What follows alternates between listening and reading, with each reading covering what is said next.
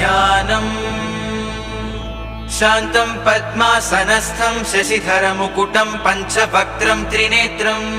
शूलं वज्रं च खड्गं परशुमभयदं दक्षभागे वहन्तम् नागं पाशं च घण्टां प्रलयहुतवहं साङ्कुशं वामभागे नानालङ्कारयुक्तं स्फटिकमणिनिभं पार्वतीशं नमामि स्तोत्रम्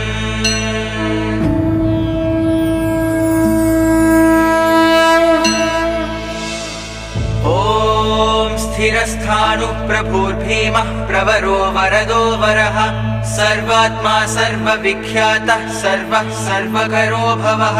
जटी चर्मी शिखण्डी च सर्वाङ्गः सर्वभावनः हरश्च हरिणाक्षश्च सर्वभूतहरः प्रभुः प्रवृत्तिश्च निवृत्तिश्च नियतः शाश्वतो ध्रुवः।